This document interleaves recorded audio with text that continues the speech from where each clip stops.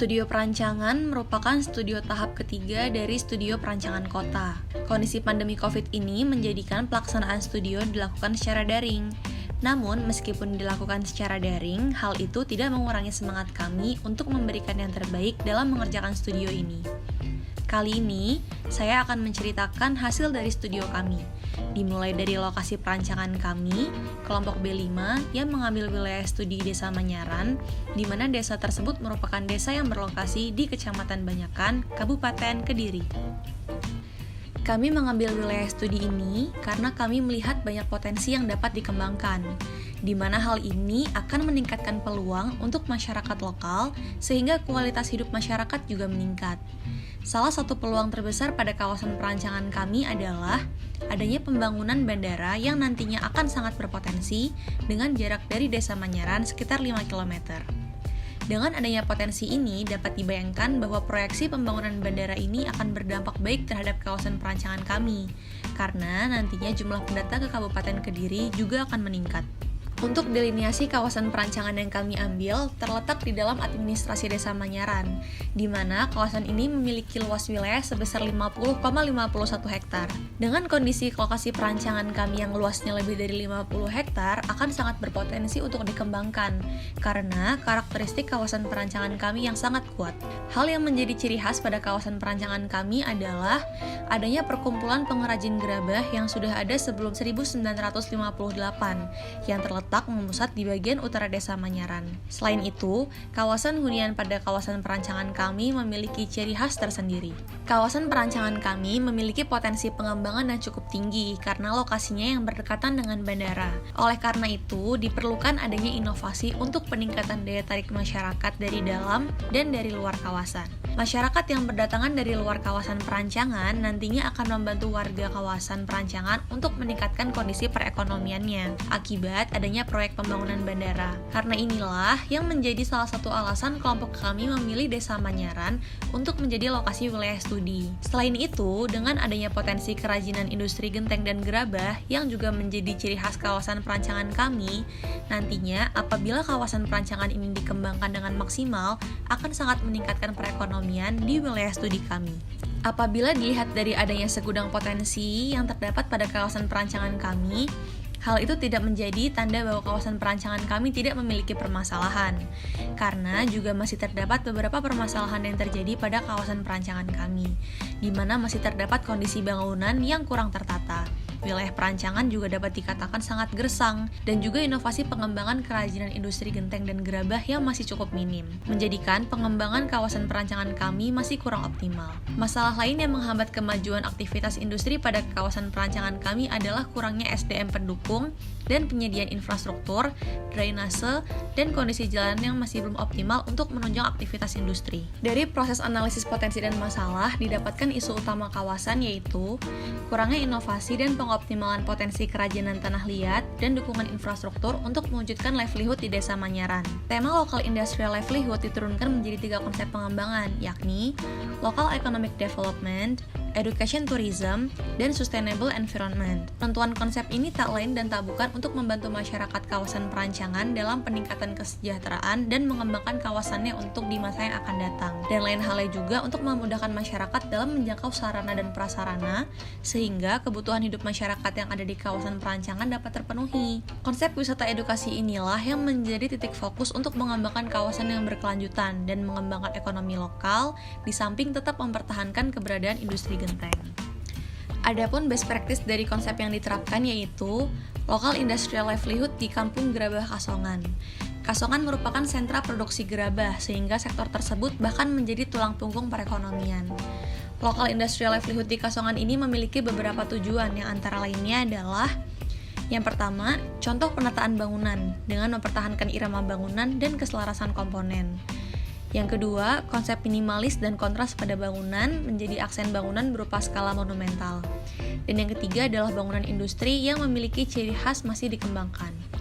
Selanjutnya, Local Industrial Livelihood di Kasongan, Yogyakarta ini memiliki tujuan khusus, yaitu untuk mengembangkan industri gerabah atau genteng yang ada, menciptakan inovasi baru untuk menarik pengunjung dan pembeli, dan juga untuk mengembangkan SDM yang ada agar kemampuannya semakin diperlengkapi dengan pelatihan industri genteng atau gerabah. Kawasan perancangan desa Manyaran dibentuk melalui konsep Local Industrial Livelihood dengan indikator terjadinya peningkatan kualitas hidup dan kesejahteraan. Pada purpose, dengan terciptanya keberlanjutan pekerjaan melalui inovasi, potensi pariwisata lokal industri, dan keberlanjutan yang ramah lingkungan. Dengan indikatornya adalah bertambahnya inovasi produk, peningkatan pendapatan industri sebesar 75%, dan wisata sebesar 65% yang didukung dengan SDM yang berwawasan lingkungan. Selanjutnya adalah output dengan terbangunnya kawasan hunian sebesar 4,4 hektar, industri gerabah sebesar 9,5 hektar, edutourism sebesar 1,39 hektar, penunjang education tourism sebesar 1,14 hektar, dan pusat suplainan sebesar 2,4 hektar.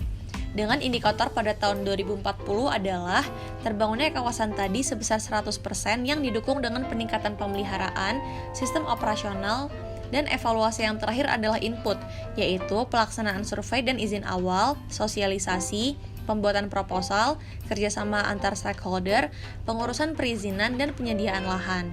Dengan indikatornya adalah terlaksananya kegiatan dengan tepat waktu, terbentuknya satu buku proposal, terciptanya kerjasama antar stakeholder, terdaftarnya perizinan lokasi, dan tersedianya lahan seluas 50,51 hektar.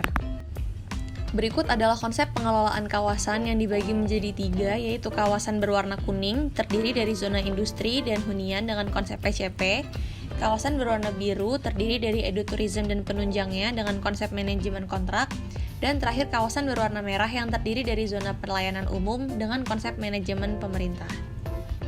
Yang pertama adalah konsep PCP atau Public Community Partnership atau pengelolaan manajemen kerjasama antara pemerintah dan masyarakat.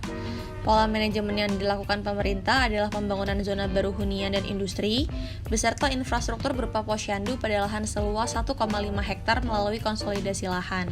Dengan masyarakat ikut mendanai pembangunan balai pertemuan warga dan posyandu. Kemudian bagian stakeholder yang dapat dilihat pada bagian di bawah dan peran masing-masing stakeholder yang dapat dilihat pada bagian di sampingnya. Dan berikut adalah NPA atau Network Planning Analysis dari konsep PCP yang dibagi menjadi 4 tahap, yaitu prakonstruksi selama 8 bulan, konstruksi tahap pertama selama 18 bulan, konstruksi tahap 2 selama 28 bulan, dan pasca konstruksi selama 150 bulan, dengan masing-masing aktivitas seperti yang terlihat, yang kemudian ditandai dengan huruf A sampai N dan diakhiri dengan huruf OM yang berarti Operational Maintenance.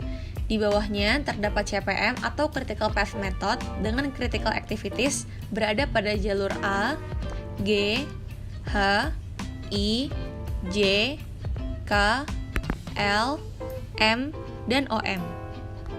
Melalui data cost dan benefit analisis kelayakan finansial dan ekonomi, ditunjukkan bahwa PCP tidak layak secara finansial, tapi layak secara ekonomi.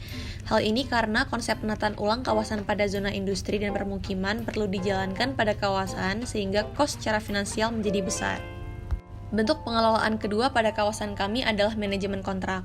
Manajemen kontrak merupakan kerjasama antara pemerintah dan swasta untuk membangkitkan zona education tourism dan penunjangnya yang terdiri atas penginapan, food court, gedung pameran, dan gedung pelatihan. Berikut adalah diagram Network Planning Analysis, konsep manajemen kontrak dengan durasi pengoperasian dan manajemen selama 200 bulan. Critical Path metodenya adalah A, B, C, D, O, M. Berikut adalah benefit cost pada analisis finansial dan sosial ekonomi.